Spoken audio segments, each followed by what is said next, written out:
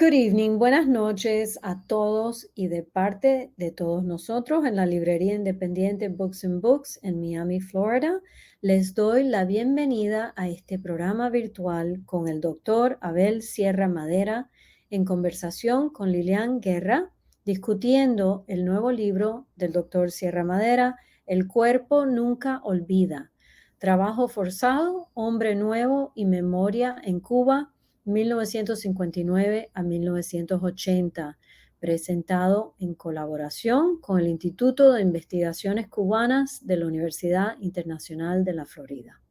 Y ahora, para introducir a nuestros invitados especiales, les presento al director del Instituto de Investigaciones Cubanas y catedrático de Antropología en la Universidad Internacional de la Florida, el doctor Jorge Duani. El doctor Duani ha publicado extensamente sobre migración, etnicidad, raza, nacionalismo y transnacionalismo en Cuba y el Caribe. Su último libro se titula Picturing Cuba, Art, Culture and Identity on the Island and in the Diaspora, publicado en el 2019. Y ahora, sin más demora, les presento al doctor Duani.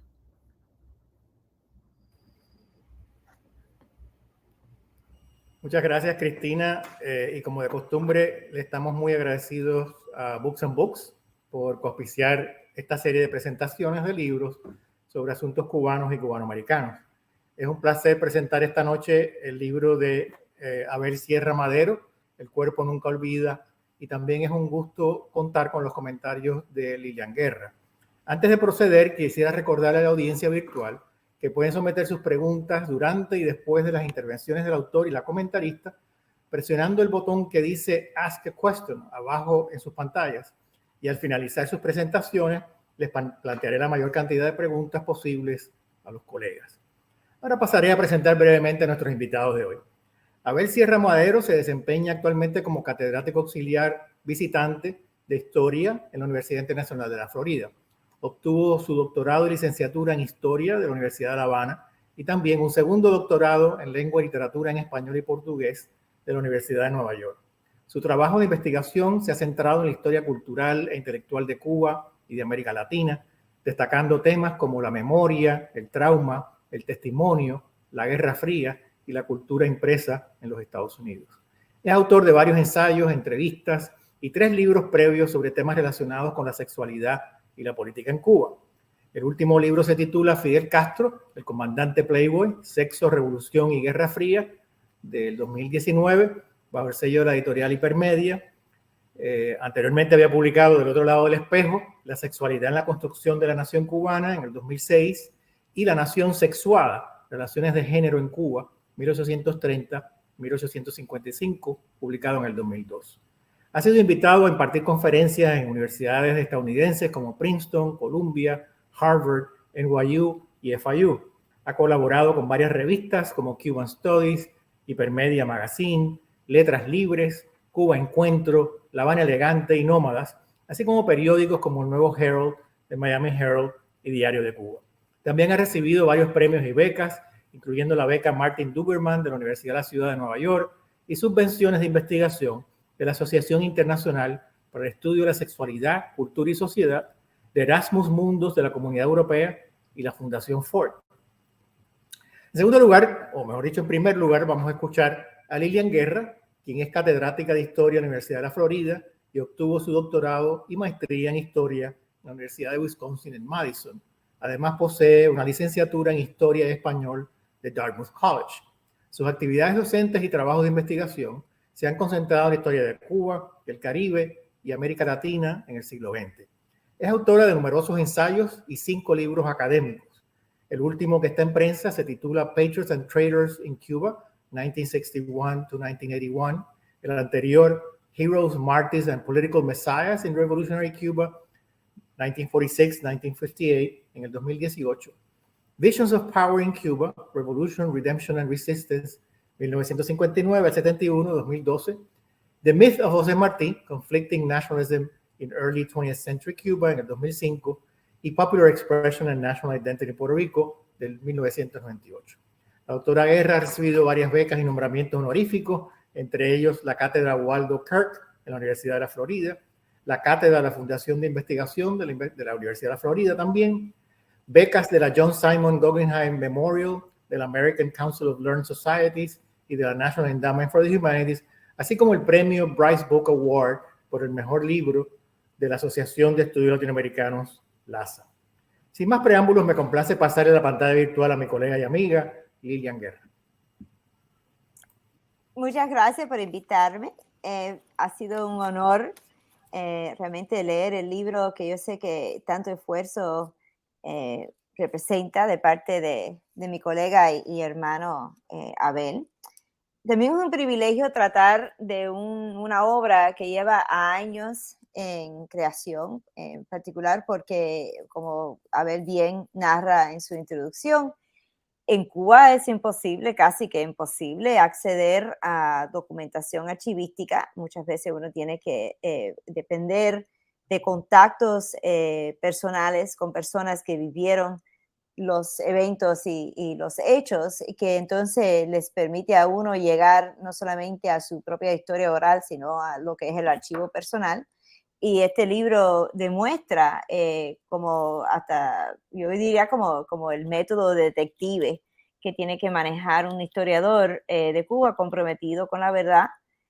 También demuestra lo que es la pasión por descubrir esa verdad y también demuestra una seriedad que no se encuentra en muchos libros que tratan yo diría con mucha pasión, pero con poco método, la época más difíciles o las épocas más difíciles de la revolución en cuanto a la represión, porque la represión en Cuba va junto a un proceso de liberación económica en particular y material para mucha gente, que entonces hace que se crea un mito dentro de Cuba y un mito dentro de cada una de esas personas que vivió algo positivo. Que también fue mediado por la ausencia de la independencia de la prensa y ausencia de la libertad de expresión. Entonces, Abel trafica lo que es el proceso desde el principio de los 60, cuando se toma, cuando se consolida el Partido Comunista y la ideología comunista, y también yo diría que empieza a desbaratarse la palabra. Lo que es la causa moral, que realmente hay que decir que es como yo definiría la revolución desde el año 52, cuando empieza la oposición a tratar de derrocar a Batista, hasta principios de los 60, y para mucha gente la guerra moral, que es lo que ganó contra las fuerzas militares de Batista, se transforma en una causa moral, que es la definición de la revolución. Y el cubano del promedio, a principios de esos años, no anticipó la consecuencia de haber rendido sus derechos constitucionales a favor de un liderazgo único y total de Fidel Castro, que se convierte en una especie de encarnación, no de Jesús y ni tampoco de un Mesías nacionalista, sino del Estado mismo.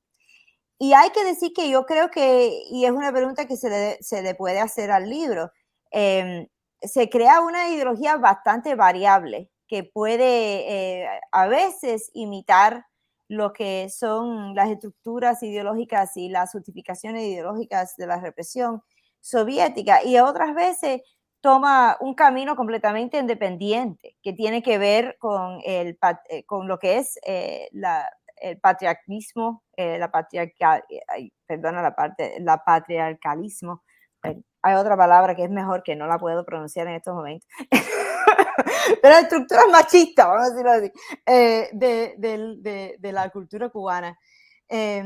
También hay que decir que hay un convencimiento de parte del pueblo que funciona a nivel de precisamente del miedo de no querer romper con esa causa moral.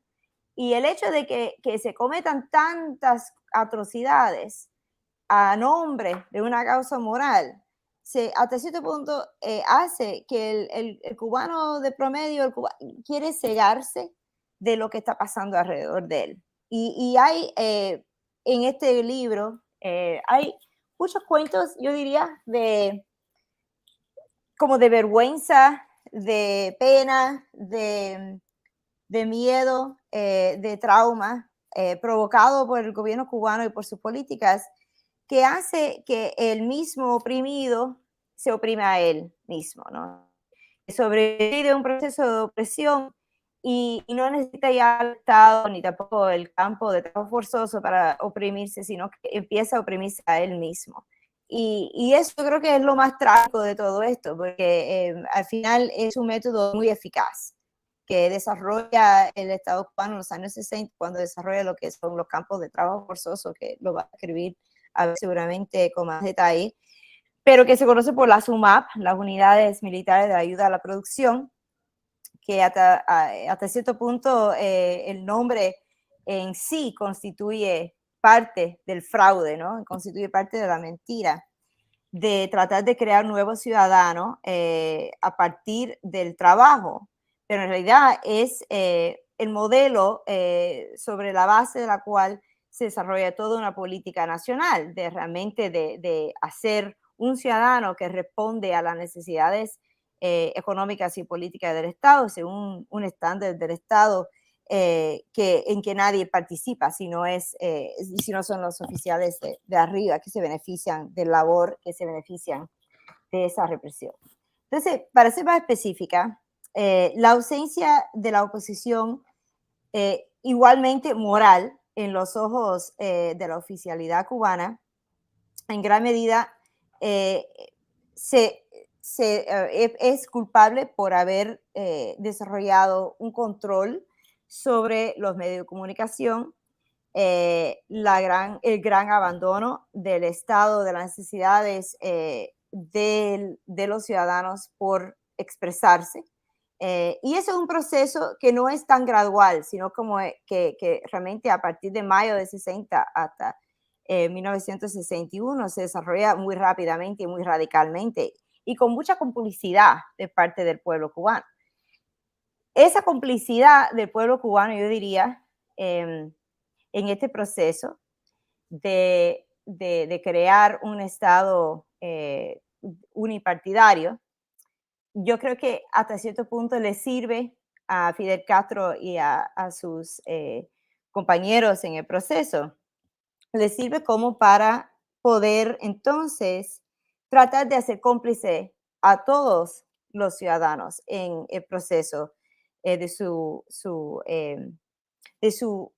transformación, ¿no? Transformación en supuestamente ciudadanos comunistas leales, etc. De otra manera, no se puede explicar la historia de la represión en Cuba si no se refiere a la complicidad, si no se refiere a las técnicas de crear complicidad, si no se refiere a los traumas que crea dentro del individuo y como resultado dentro de las comunidades a las cuales pertenecen ese individuo. El doctor Abel Sierra Madero mira desde una óptica poco utilizado, la radicalización del clima político fuera de lo que es la esquemática típica de mirar ese proceso de radicalización como producto de los enfrentamientos con Estados Unidos.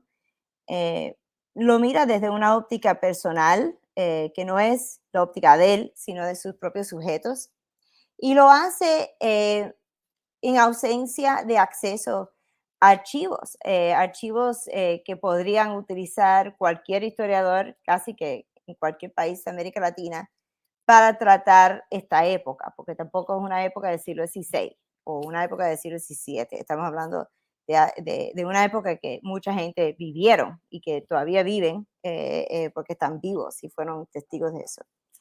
Entonces, uno de los proyectos de este libro es, yo creo que, un poco rechazar la idea de que el trabajo forzoso, el uso de las UMAP en particular para la represión de los homosexuales, de los opositores al régimen, que fueron en muchos casos nada que ver con la homosexualidad, que fueron personas que eran religiosas, personas que eran supuestamente pseudo intelectuales, personas escogidas para ser reprimidas de esta manera. El proyecto de este libro es en parte rechazar la idea de que esto fue excepcional, o sea, que fue como una especie de error cometido o una especie de equivocación de parte de los oficiales. Y, y el libro manifiesta que de hecho no es excepcional, sino como más bien un modelo para experimentar con las posibilidades de hacer del ciudadano un instrumento de labor para el Estado y a través de labor trabajo, poder aumentar el poder del Estado. Yo creo que hasta cierto punto el libro logra procesar, y que cuando digo eso, interrogar es la palabra realmente más correcta. El libro logra interrogar lo que es muy aceptado en ciertos sectores de la academia, interrogar la posibilidad de que el Estado fue hegemónico en esta época. Y se pregunta, tanto el autor como el mismo lector del libro, qué es lo que significa la hegemonía. Cuando estamos hablando de un proceso de liberación, oficialmente de liberación de la pobreza, unida a la represión y unida también a la ingeniería social, que es lo que representa la SUMAP y lo que representa en la campaña en general de tratar de aplastar lo que era considerado diversionismo ideológico, no necesariamente oposición abierta, sino independencia, autonomía del Estado, de lo que consideraba el Partido Comunista, los valores, las actitudes, las percepciones, las estéticas y las sexualidades permitidas dentro de un país supuestamente en revolución. Entonces, para terminar mis comentarios, creo que Abel propone en la introducción del libro varias preguntas y que el libro, de hecho, abiertamente contesta, o sea, que él mismo hace preguntas que luego el libro, o sea, que responde, ¿no? Que el libro responde. Y entonces lo contesta. Y entre estas preguntas existen varias que valen la pena destacar. Yo diría que en ausencia de archivos, uno como historiador quisiera muchas veces tener acceso a archivos como que uno se imagina que pueden existir en alguna parte, que pueden comprobar de manera más fácil.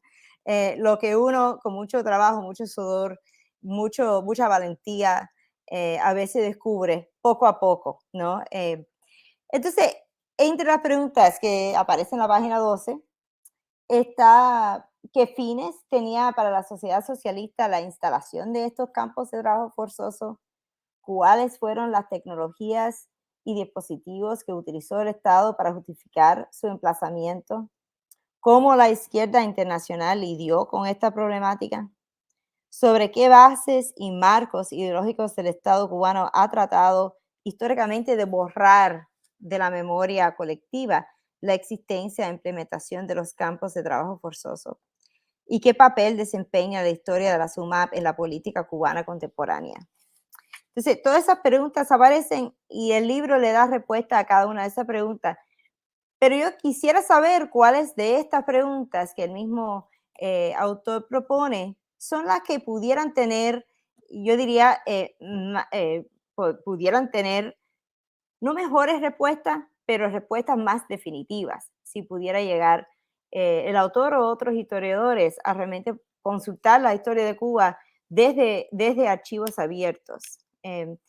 Y le felicito otra vez más al autor por su inmenso trabajo, por su compromiso con la historia y con la verdad que todos nosotros necesitamos buscar para poder enfrentar lo que ha sido nuestra identidad como producto de un proceso que fue tan violento como fue traumatizante.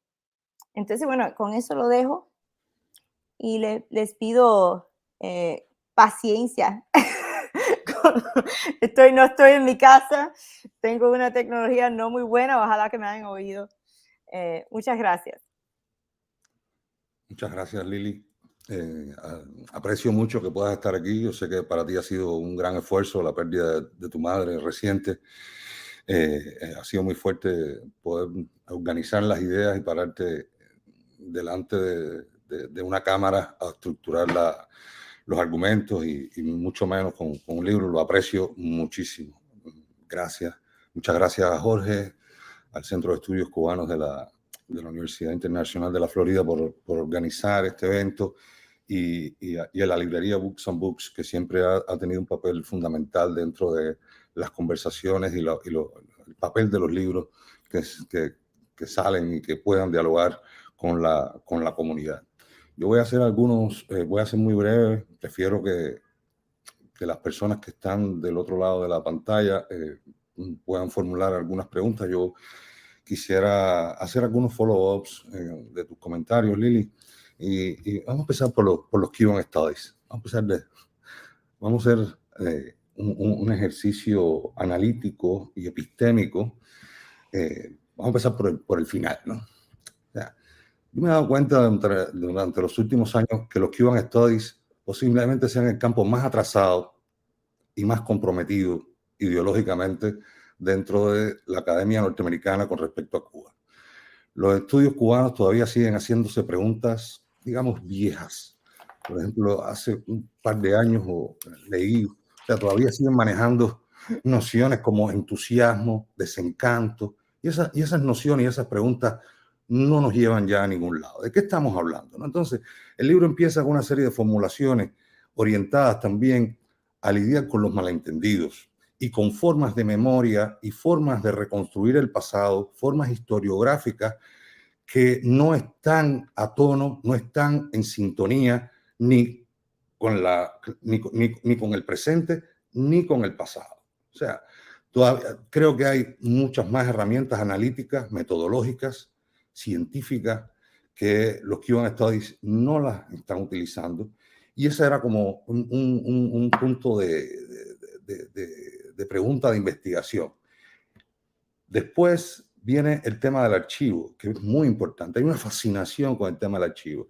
Y el Estado cubano, el régimen cubano, se ha encargado de construir una mitología con respecto a la destrucción del archivo. O sea, es imposible reconstruir esta historia porque no existe archivo. Y la pregunta que yo me hacía es, ¿necesitamos realmente el archivo? Vamos a estudiar la naturaleza del archivo oficial, conectado generalmente con el poder.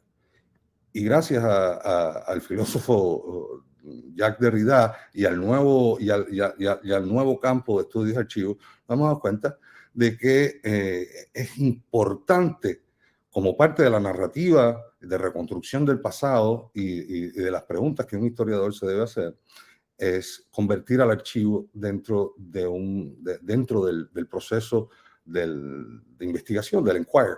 No es posible seguir escribiendo una historia sin hacernos las preguntas sobre los silencios, los vacíos, las formas de memoria, el tipo de narrativa y el tipo de contenido que tiene el archivo oficial. Yo me decía, empecé por la UMAP, es un proyecto que empieza realmente por el cuerpo. La gran preocupación del Cuerpo Nunca Olvida es precisamente las formas de memoria que ha construido la historiografía cubana dentro y fuera de Cuba sobre zonas y eventos más traumáticos, de las zonas y eventos más traumáticos de lo que se conoció dentro del proyecto como Revolución Cubana, que ya no existe. Sin embargo, hay mucha gente que sigue sostenida en esa cuerda y sigue hablando de ese proyecto político como si todavía tuviera las características para poder representar ese proyecto como un proyecto revolucionario. Entonces, ¿qué información tendrían esos archivos sobre estos cuerpos, ¿no? Y sobre estos sujetos? Me doy cuenta que ninguna, o sea, ninguna y mucha, ¿no? ¿Qué tendría? ¿Fichas de clasificación? Sí, podremos acercarnos al sistema de clasificación. Ok. El modo en que se reclutaron, ok. Pero sabemos, y lo sabemos todos los historiadores que somos insiders y que hemos estudiado y que alguna vez hemos estado en archivos, cómo el régimen cubano produce y a la vez borra, y cómo genera una narrativa para que, encriptada en el silencio, para crear precisamente esa mística de la imposibilidad historiográfica, de que es imposible acceder a esa verdad, ¿no? Entonces, ¿cómo accedemos a esa verdad? ¿Cuáles son los lenguajes a mano? ¿Cuáles son las fuentes? ¿Cuáles son los materiales para reconstruir ese pasado traumático? Me di cuenta que la única manera de reconstruir ese pasado traumático era yendo a la víctima, entonces al testigo. A mí me interesaba mucho esa noción de testigo, y lo digo como parte de mi propia contribución a que los cubanos seamos de una vez por todas considerados como testigos en Estados Unidos y en el mundo fuera de Cuba. Los cubanos exiliados no tenemos credibilidad. Y entonces, ¿cómo lograr una narrativa que pueda reunir, que pueda conversar, que pueda generar una narrativa creíble, sostenible, historiográficamente hablando, y que de una vez la gente escuche, ¿no? Y la gente pueda generar unos relatos historiográficos alejados de la propaganda, alejados del lugar común? Esos eran como los triggers que me llevaban a construir la narrativa sobre el texto. Y como bien dice, me posiciono en un lugar diferente. A mí me interesaba deconstruir las tecnologías de poder. Cómo se construye un poder, cómo se asienta de una manera que hemos llegado hasta aquí, ¿no? Cómo un proyecto puede ser tan eficiente. Tú hablabas de eficiencia, y ese es un concepto muy fundamental en los lenguajes de la historia de Cuba. La eficiencia. El poder cubano ha sido sumamente eficiente y ha generado unas cuotas de complicidad, donde tú misma lo apuntabas, donde la víctima se avergüenza y siente vergüenza como parte de ese propio trauma, y se siente hasta culpable. Se siente hasta culpable de la experiencia traumática, se siente con una deuda y se siente endeudado, ¿no?, con ese pasado. Y entonces empieza a acomodar el evento traumático. Y eso es otro de las zonas fundamentales donde yo me posiciono. Donde el punto ciego donde la víctima, donde el testigo empieza a poder reconstruir su propia experiencia a partir del diálogo que sostiene con otras fuentes. Las UMAP fueron un punto fundamental en el diseño de la ingeniería social que se estableció en Cuba, sobre todo a partir de los años 50. Fueron campos de trabajo forzado, pertenecieron a la tradición de campos de trabajo forzado que compartieron mayormente los regímenes autoritarios del siglo XX. Lo compartieron los nazis, lo compartieron los fascistas italianos, lo compartieron los soviéticos, los búlgaros, los alemanes, lo compartió el régimen franquista. Yo demuestro en este libro, es una indagación que todavía requiere más tiempo, pero como hipótesis, y ofrezco algunos elementos de análisis, cómo la UMAP parece, por su estructura, por sus objetivos, por toda la estructura híbrida que tenían, están más cerca de los campos franquistas que del Gulag soviético. El tipo de pago y la conexión del libro es el concepto de hombre nuevo, ese sujeto ideal normativo que compartieron también los regímenes autoritarios del siglo XX. Creo que el libro empieza con ese reto. ¿Es posible reconstruir una historia sin archivos? Claro que es posible reconstruir una historia sin archivos, porque vamos a crear un contraarchivo basado en otras fuentes: cartas, telegramas, fotos, monogramas, y en el testimonio del propio testigo, diseñando una guía de investigación, llevándolo a un lugar de recuerdo, a que pueda enfrentar el trauma, a que pueda mirar ese espejo y que pueda hablar, que pueda expresarse. Yo recuerdo, o sea, la gran paradoja de la reconstrucción histórica de la JUMAP es que los sujetos, que las víctimas, los ex confinados, parece que participaron de un pacto de silencio. No tenían la urgencia que tenían otros testigos. Estoy pensando en Primo Levi, estoy pensando en Solzhenitsyn, estoy pensando en otros testigos que inmediatamente que salieron del campo de trabajo forzado empezaron a escribir. Con los cubanos no pasó así. El único que escribió y nadie le creyó fue José Mario Rodríguez, el editor de Ediciones El Puente, que escribió un par de fragmentos de su novela La Contrapartida, que por cierto nunca se llegó a publicar íntegramente. Y nadie le creyó. Nadie le creyó. Entonces, esa es más o menos las indagaciones en el que este libro se construyó. Los miedos también, el proyecto se demoró mucho porque yo quería poner en conversación el contexto cubano con otros contextos.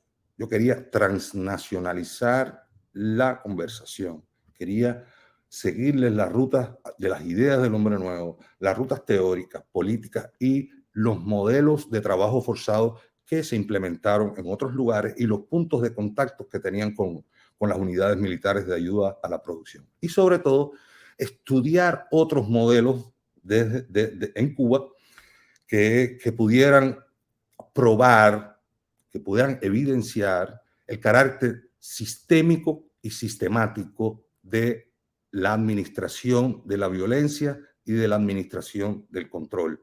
Los campos de trabajo forzado existieron en Cuba desde 1961 y se extendieron durante toda la década del 60 y del 70. O sea, es un error histórico decir que las JUMAP duraron solo 3 años, del 65 al 68.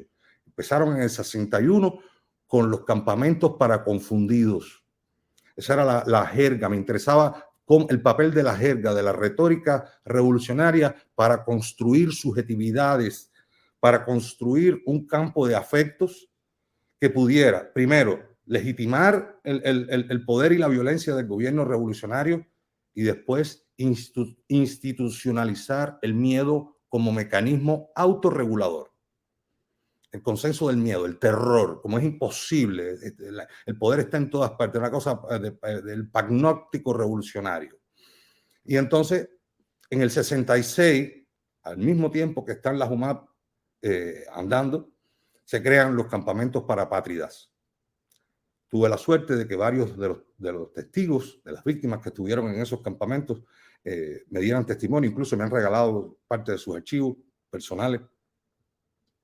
Los campamentos para apátridas, lo explico para una audiencia no cubana, fueron unos emplazamientos que se empezaron a desarrollar después de enero de 1966, después de un discurso de Fidel Castro, en el que combinaba a las instituciones a despedir, a votar de las instituciones, despedir de sus trabajos a todo aquel que tuviera un pasaporte o que estuviera en trámites de salida del país. Entonces, para estas personas, la revolución le tenía una sorpresa, ¿no? Fueron enviados a campos de trabajo forzado antes de poder conseguir el permiso de salida o el salvoconducto. Hubo gente que fue a la cosecha de Nequén, que es una de las labores más duras que le puedan asignar un ser humano, a recogidas de puerco, de basura, granjas de pollo.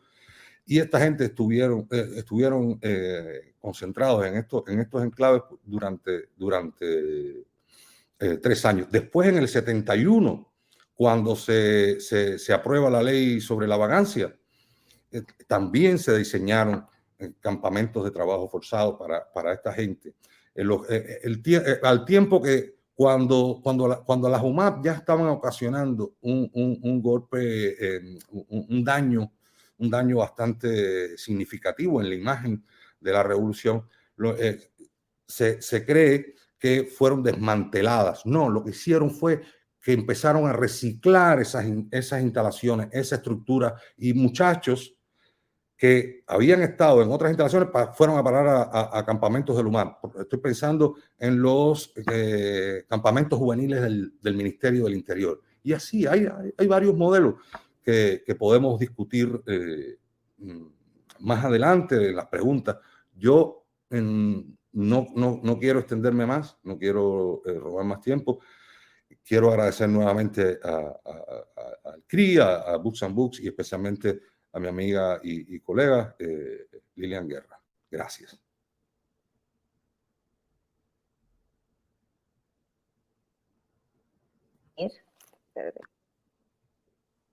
Bueno, si no, yo tengo preguntas. Tú siempre tienes preguntas. ¿Puedo hacer la primera pregunta? Es muy breve. Tengo que avisar lo siguiente. Quiero reiterar la invitación a nuestros asistentes virtuales para que sometan sus preguntas a los dos ponentes con el botón que está abajo de sus pantallas, Ask a Question. Y entonces trataremos de hacer las preguntas para que puedan contestarlas. Adelante, Lili. Sí, bueno, una pregunta que todo el mundo se tiene que estar haciendo, el que sabe, como yo dije, del contexto en que se une la represión a la liberación como parte de la gran paradoja revolucionaria, es cómo la gente que manejaron estas instalaciones veían lo que estaban haciendo. Y una de las intervenciones que tú haces a base de documentación maravillosa, ¿no? y rica, es el papel de la psiquiatría, es sobre el papel de la psiquiatría y los psicólogos, que yo diría, porque no sé si, tú sabes, si Franco o Stalin dudo que Stalin mandó equipos de psicólogos a los Gulag, ¿no? Hay ciertos elementos de lo que es este sistema cubano que parecen ser muy únicos al sistema cubano. Posiblemente eso sea una de las dimensiones más únicas. Pero bueno, tú haces una intervención ahí fabulosa sobre el papel del psicólogo, el papel de la psiquiatría, y eso responde hasta cierto punto a lo que yo pienso que debe ser la pregunta que tiene mucha gente, que es cuál es lo que está pasando por la cabeza de los que piensan que ellos están en esto por la causa moral o por la revolución. O sea, porque los que son los guardias de estas instalaciones, los que son los psicólogos, tienen que haber pensado y tiene que haber tenido una narrativa que no era oficial. Y tú tocas sobre eso, o sea, es una de tus grandes contribuciones al tema, así que por favor, si pudiera comentar sobre eso. Hay que recordar que la Revolución Cubana fue un proyecto biopolítico. Me explico. Utilizó el lenguaje de la enfermedad para que el Estado se convirtiera en una instancia médica y epidemiológica, ¿no? Manejemos los lenguajes fundamentales sobre los que se articuló el discurso fidelista, por ejemplo.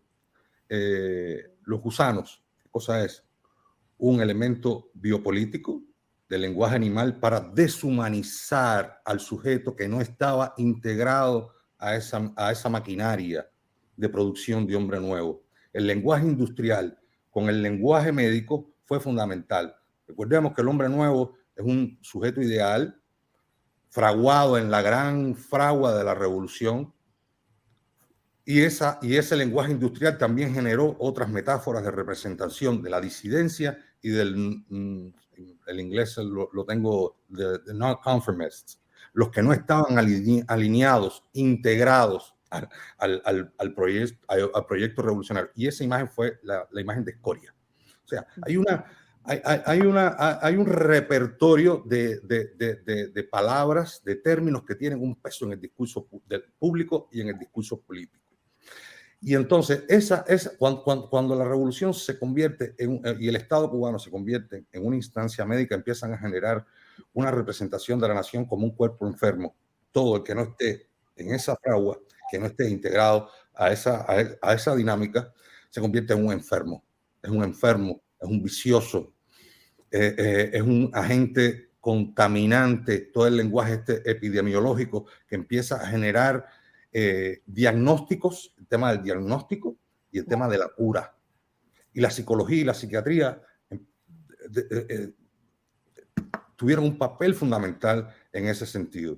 Tú hablabas del caso franquista. Ahí estuvo el doctor Vallejo Nájera en los campos franquistas haciendo experimentación, ya no con homosexuales, sino con comunistas. O sea, la transnacionalización del campo de trabajo permite que el targeting de varios sujetos dependiendo del contexto. En el Gulag soviético, por ejemplo, los choques insulínicos, la operación de esfínteres anales. En el caso de Cuba con Gutiérrez Agramonte, la administración de electroshocks, de comas insulínicos y toda una intervención de reconversión de homosexuales en hombres nuevos. Y como aparece en el libro, hay yo tuve la oportunidad de entrevistar a la jefa del equipo de psicólogos antes de morir, María Elena Solé, que estaba enferma de cáncer, y quizás por eso me dio la entrevista y compartió mucha de su forma conmigo. Era un modo de reconciliarse con ella misma, imagino yo, y tuvimos largas conversaciones sobre este tema. Y ella me explicaba todo el tema de la reconversión y cómo se instauró en la UMAP un equipo de psicólogos bajo una operación secreta del Ministerio de las Fuerzas Armadas y que se manejó con mucho secreto. Ella conservaba las fotos, pero no el informe. El informe se lo quitaron porque era muy confidencial. A mí me interesaba esa transnacionalización de los lenguajes y el impacto político y el impacto concreto en determinadas políticas, ¿no? Excelente. Bien, si me permites intervenir, yo quería también añadir una pregunta más sencilla. Las preguntas de Lili son muy complicadas, pero muy interesantes. Gracias, Jorge. Sí, lo digo en un buen sentido. Te quería preguntar sobre tu metodología, y Lili hizo referencia al problema de los archivos y tú también hiciste referencia a una serie de entrevistas. Entonces, si nos puedes explicar un poco más acerca de esos archivos extraoficiales. Tú hablaste de cartas, de fotografías, de las entrevistas que hiciste, historias orales, para de alguna manera llenar ese vacío del archivo. Mira, cuando yo empecé a contactar a personas fue por azar, ¿no? Alguien que oía en una cola, en una conversación, y me acercaba un amigo que tenía un tío o un pariente lejano, y yo les hablaba, y la primera reacción fue de pánico. Pánico. Estaban aterrados todavía. Yo no podía explicarme, ¿no? La ansiedad de llegar y de hacer una entrevista que tiene uno, ¿no? El descubrimiento, ¿no? Con esa lógica extractiva, ¿no? Yo traté de llegar a este tema sin la misma lógica extractiva que tienen los historiadores con respecto al archivo. Yo empecé a construir relaciones muy personales, de generar confianza en un lugar donde como en Cuba, donde cada cual es su propio policía. Esa es otra de las eficiencias del poder, donde cada cual se autovigila. Entonces fue muy difícil empezar el proceso. Me tomó mucho más tiempo. Entonces empecé a emplear, tengo una perspectiva disciplinar muy variada, ¿no? Empecé a usar técnicas sociológicas, que esto yo se lo menciono a mis estudiantes, por ejemplo, y no la conocen. Y es una técnica bien sencilla, muy vieja, se llama the snowball, la bola de nieve, que empezamos a generar un sujeto que lleva al otro y al otro, y ahí va creciendo el network, la red, hasta que se sobresatura, ¿no? Porque todos comparten, digamos, una misma ideología, comparten una historia común, y ya cuando tienes 10, 12 entrevistas y empieza a repetirse, tú dices, bueno, tengo que cambiar el grupo etario o el grupo regional, o hay que cambiar porque ya las entrevistas se te empiezan a repetir. Tuve la suerte, la maravillosa suerte de estar en Miami y trabajar en el Cuban Heritage Collection, y ahí hay una colección importante de cartas que me llevaron también a su vez a otras rutas, ¿no? A otras rutas. Y mi doctorado en literatura también me ayudó mucho porque me enseñó a implementar otras metodologías. Porque para los historiadores trabajar con literatura es como si uno fuera un sacrilegio, ¿no? No entienden el papel de la ficción dentro del diálogo historiográfico. Y eso me permitió, por ejemplo, tener una noción más amplia de lo que es el testigo, de lo que es el testimonio. Y yo creo que el trabajo metodológicamente se benefició mucho de estas herramientas que vienen de otros campos y que los historiadores no están acostumbrados a manejar. El historiador tiene una noción muy esquemática de lo que es la fuente, de lo que es un archivo, de los campos no se tocan. Entonces era una lectura transdisciplinar, interdisciplinar y postdisciplinar. Tratar de que esto se convirtiera, traicionar esencia de la historiografía, de la historia como disciplina, poder ponerla en conversación con otros lenguajes para que hubiera otras fuentes. Me gusta mucho manejar esta noción tan estrecha, tan narrosa que es la fuente, y una visión más amplia de lo que es el testigo. Muy bien, gracias, Abel. Vamos a pasar a algunas de las preguntas que tenemos ahí en el botón de Ask a Question. La primera de Andrés Rodríguez es si puedes comparar cuantitativamente la violencia de los campos de trabajo forzado en Cuba con los gulags en la Unión Soviética o en otros países. Muy interesante la pregunta. Eso tiene que ver con la narrativa que el testigo aprende y las herramientas que el testigo aprende para poder describir su propia experiencia.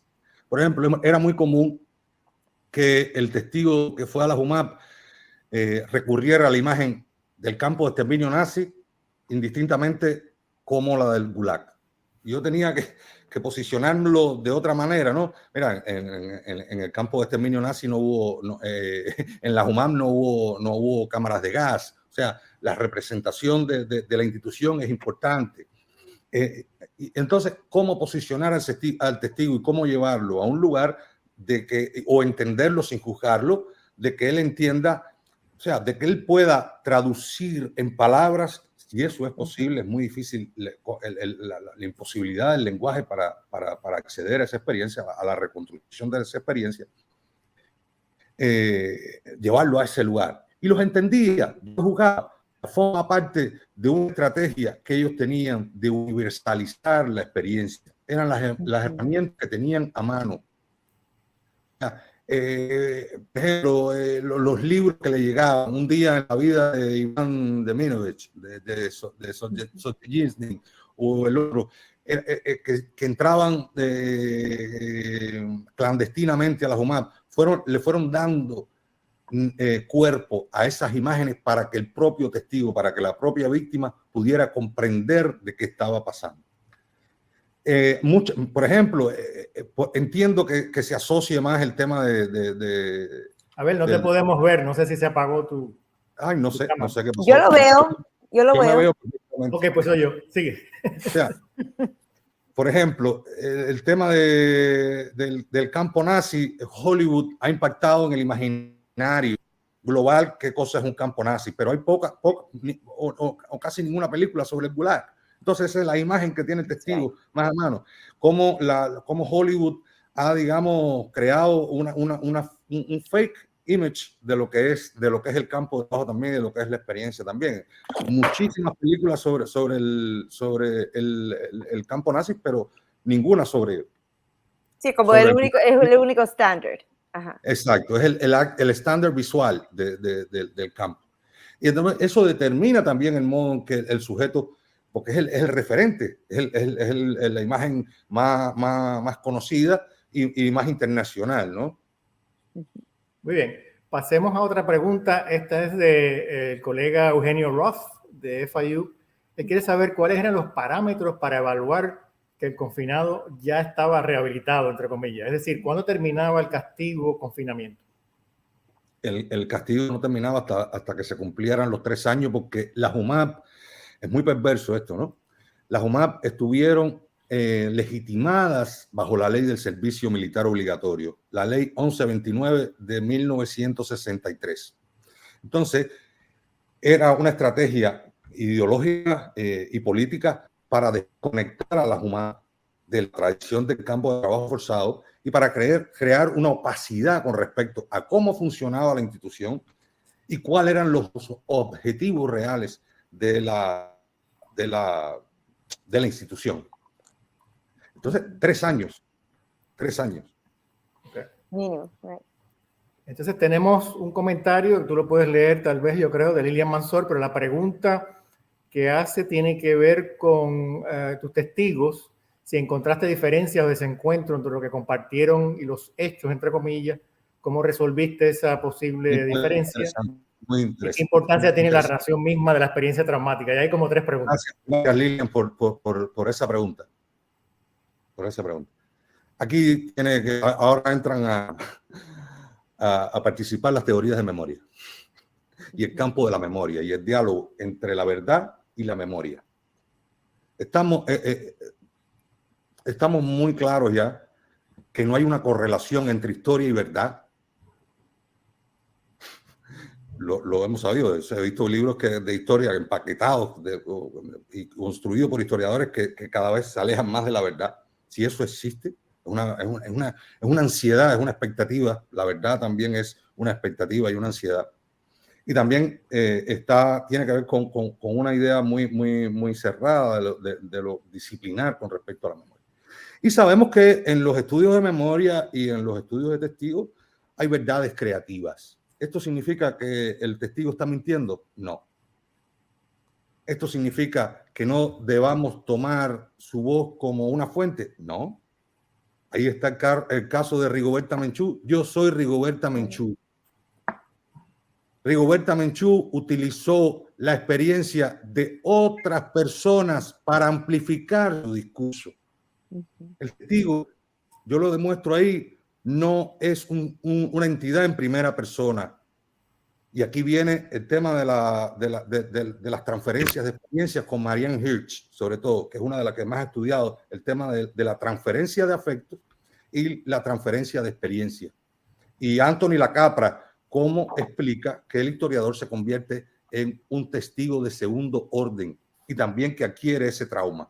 Esa es la noción más o menos en la que se involucra el libro. Y también usa el concepto de contrato testimonial de Mary Louise Prats, que intervino en la conversación a raíz de las críticas, de las críticas virulentas que parte de la Academia Norteamericana, sobre todo asociado al ala más conservadora, con respecto a en la que trataron de desacreditar y devaluar el testimonio de Menchú porque no era representativo.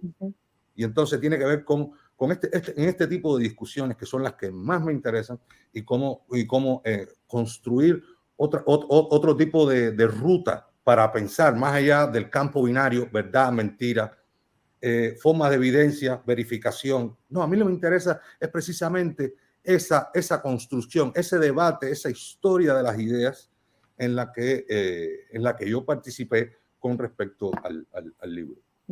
Ok. Tenemos una pregunta de Lázaro, no sabemos el apellido, pero la pregunta es directa. ¿Cuántas de estas instalaciones, supongo yo que se refiere a las UMAP, existían en Cuba? Cientos. Sobre todo en la región central del país. Ciego de Dávila, que es la antigua provincia de Camagüey, que era muy grande,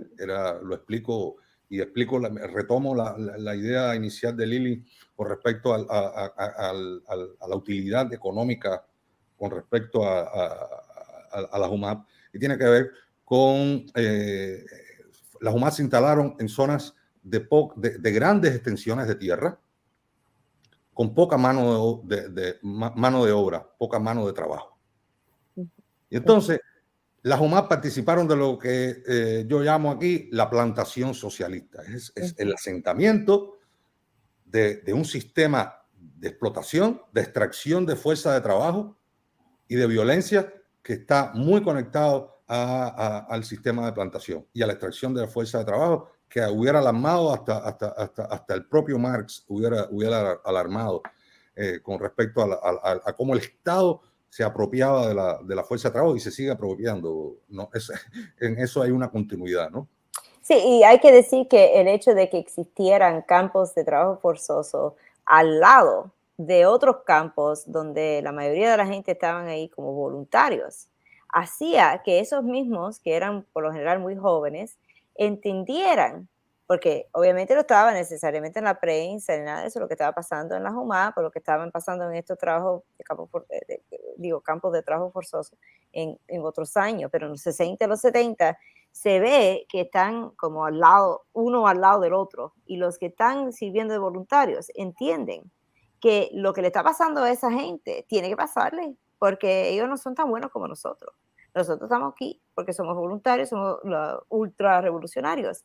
Y entonces hace que la complicidad del ciudadano voluntario no se hace como obvia técnica de represión y como yo diría, es como si fuera un ladrillo en la estructura hegemónica dentro de cada ciudadano que va creando el Estado, especialmente en la gente joven. Porque, por ejemplo, la columna del Centenario, ahí mismo en Camagüey, habían 42,000 muchachas que estaban sirviendo de voluntarias. Y ahí mismo, los vecinos de ellos, toda esta gente que estaba en los campos de trabajo forzado. Eso no era por coincidencia. Trabajo obligatorio. Trabajo obligatorio.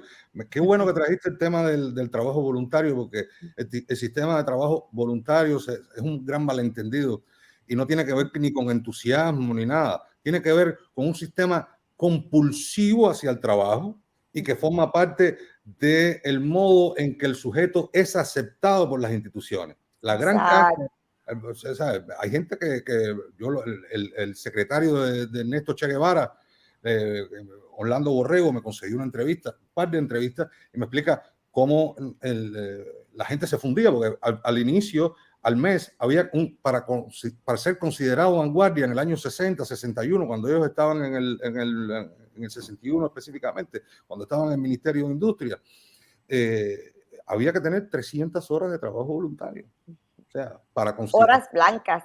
Y entonces él cuenta la anécdota de un funcionario que se fundió. Se lo tuvieron que mandar. Ernesto Guevara tuvo que crear un microdepartamento de psicólogos dentro del Ministerio de Industria para poder lidiar con el estrés provocado por esa alta demanda de productividad y la gran fragua esta revolucionaria. Muy bien, tenemos varias preguntas adicionales y poco tiempo, pero déjame ver si puedo, a ver dónde está la próxima. Ajá. Una pregunta de Susana, que no sabemos el apellido, pero que habla del problema de la investigación que tú señalaste y de la falta de acceso a los archivos. Entonces, ella pregunta, ¿cuán importante será viajar a Cuba para publicar y validar el trabajo académico? Muy, muy interesante pregunta. Muchos de los cubanistas en Estados Unidos sacrifican la verdad, sacrifican el rigor historiográfico de sus trabajos y los comprometen para poder ir a Cuba. ¿Para ir a Cuba a qué? ¿A qué archivo? Cuando sabemos que todas las colecciones están cerradas, las más importantes sobre la revolución. A menos que vayas a trabajar sobre el siglo XIX, no tienes que ir a Cuba. ¿A trabajar qué? Si todo lo explica Jorge Macle, un archivista que está aquí brillantemente en un capítulo del libro que editaron Michael Bustamante y Jennifer Land sobre el tema del rey, precisamente todo lo que está montado para que los cubanos no puedan acceder al archivo. ¿Quiénes van al archivo y a quiénes les dan los archivos? A Julia Swite, a Pietro Iglesias, a la gente que está con contactos y que son clientes. O sea, el rigor historiográfico está comprometido. Y esto no tengo miedo ninguno de decirlo. Lo digo con toda responsabilidad y con todo rigor. Son clientes, no son historiadores. No poder establecer una transparencia porque puede ser penalizado por ir a Cuba. Bueno, yo tengo que intervenir porque es verdad, hasta cierto punto lo que tú dices, a mí nunca me dieron acceso a miles de archivos, me dijeron muchas veces cuando yo estaba trabajando en la República, y José Martí, que yo quería ver periódicos de Rafael Serra en el Centro de Estudios Martianos, y me dijeron que el negro ese estaba confundido por su experiencia en Estados Unidos, entonces por lo tanto, ya, extra eso, porque eso no me va a ayudar, ¿no? Yo podía decir mucho más. Sin embargo, hasta yo diría, hasta que uno se haga importante y reconocible en la academia, hay algo que te ayuda, que es el mismo cubano, el mismo Jorge Macri, por ejemplo, que estuvo 26 años en el Archivo Nacional, rodeado no necesariamente de todo el mundo, pero algunos que lo ayudaron a él como archivístico, darle acceso a fuentes que de otra forma no hubiéramos podido tener acceso. Y es verdad también que como come mierda, perdona que use esa palabra en vivo, pero como come mierda, mucha gente que yo conozco, o sea, gente que son americanos, blancos, que todo el mundo allá del partido piensa que esas personas no le van a hacer daño a la revolución, porque ellos asumen que ellos van a estar en defensa de la revolución porque los ve como hippies o izquierdistas. Pero y por Lili, lo tanto, sabes, a tú ellos sabes sí se le da, a ellos sí se le da acceso. O sea, estamos hablando de pocas personas y que yo conozco que lo puedo nombrar, Emily Snyder, Bill Kelly, o sea, Lexi Valdez y mi propia alumna, que hasta, de esos tres ninguno ha publicado su tesis doctoral, pero sí que han podido tener acceso único a archivos del gobierno. Eso es un gran logro. Y ellos nunca van a ser del bando de los bobos que están defendiendo, ¿no? Al contrario, porque sí, mi punto tenía que ver con el tema de la simulación política, ¿no? Todo el mundo sabe que para que te den un permiso y una visa de investigación, sí, tienes que tener dos proyectos. Uno, el real, y otro, el fake. El fake exacto. es el que vas a entregar en la embajada y en el CAP y toda esa institucionalidad que está encargada de aprobar tu proyecto, y el otro real, que es el que vas a desarrollar. Entonces, esto forma parte de un ciclo, ¿no? De un ciclo donde hay una cultura de la simulación que se traduce también en el scholarship, en la historiografía, para que no te metan en una lista negra como a Coco Fusco, o que no te metan en una lista negra porque pusiste un tweet o porque estás dándole mucho exposure a fulano. Es perverso. O sea que, y también es perverso que generalmente los historiadores norteamericanos tengan más acceso a archivos que los historiadores cubanos. Es un sistema diseñado para eso. Eso sí. Diseñado para eso, para controlar el archivo, la investigación, controlar la enseñanza de Cuba en Estados Unidos, y de eso participa no solo el gobierno cubano, sino participa toda la academia norteamericana. El control de lo que se enseña en un undergraduate course, en un graduate course sobre Cuba. Eso lo sabe todo el mundo. Que no se ha dicho, que eso se puede sistematizar, se puede discutir, pero eso lo sabe, es una verdad a voces, es un silencio compartido, lo sabe todo el mundo. El control que establece las editoriales, los readers, lo que publican, los lectores, exacto. los editores, la revista, lo sabe todo el mundo. Tenemos tiempo para una última pregunta que también es de Lázaro Ávila. Él quiere saber específicamente cuál era el promedio de edad de las personas que estaban internadas en la UMAP, y se incluían mujeres también. Muy difícil las estadísticas. Cuando no hay un archivo. Yo entrevisté al oficial, al capitán Felipe Guerra Matos. Después podemos, si quieres, pues te puedo hacer el disclosure metodológico, cómo llegué a Lili sabe. Estoy buscando la foto del tipo para que todo el mundo lo vea. Entonces, él manejó una cifra muy accurate, que es 30,000 jóvenes entre 18 y 35 años. No sé los porcientos, no puedo desglosar los porcientos. Y entre 800, alrededor de 800 gays fue lo que se manejó ahí. Es la cifra oficial, la que me dio a mí. Yo no la puedo contrastar con un archivo que me permita establecer poder double check esa Sí. cifra. Y sí había mujeres, pero parece haber sido una minoría. Es muy interesante porque yo no he encontrado mujeres, una experiencia de mujeres. Hay un informe de la CIA que, exactamente, este señor, que fue además el que entrevistó el correo que llevó a Harry Matthews de New York Times a la Sierra Maestra. Después participó exactamente en los juicios revolucionarios que se hacían en la Sierra Maestra. Lili sabe de eso mejor que yo.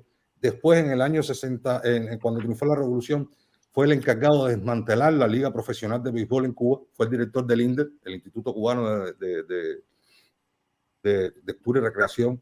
Y después parece que, como tenía este pedigrí político, esta simbología y esta historia, fue enviado a desmantelar la UMAP. Retomo el punto de las mujeres. Hay un informe de la CIA que entrevista a un señor que dice que a inicio de los 60 se estaban haciendo como experimentos con respecto a la implementación de la UFMAP, Unidades Femeninas de Ayuda a la Producción. Pero eso yo no lo he comprobado. Está en un informe de la CIA, un informe desclasificado. Ahí está en el libro, pueden ir a consultar el documento original porque está online también. Y es la única referencia que se hace a las mujeres. Gracias, Abel y Lili, por la interesante conversación. Gracias a todos los que nos han acompañado esta noche virtualmente. Y antes de concluir, quiero recordarles que el libro, que lo están viendo en pantalla, lo pueden adquirir en la librería Books and Books, ya sea en persona o utilizando el botón que está abajo de Lili en este momento para comprarlo y leerlo con más calma. Así que con esto concluimos el evento de esta noche y esperamos verlos más adelante en otro evento virtual o en persona, auspiciado por Books and Books y el Instituto de Investigaciones Cubanas. Muchas gracias y buenas noches. Muchas gracias.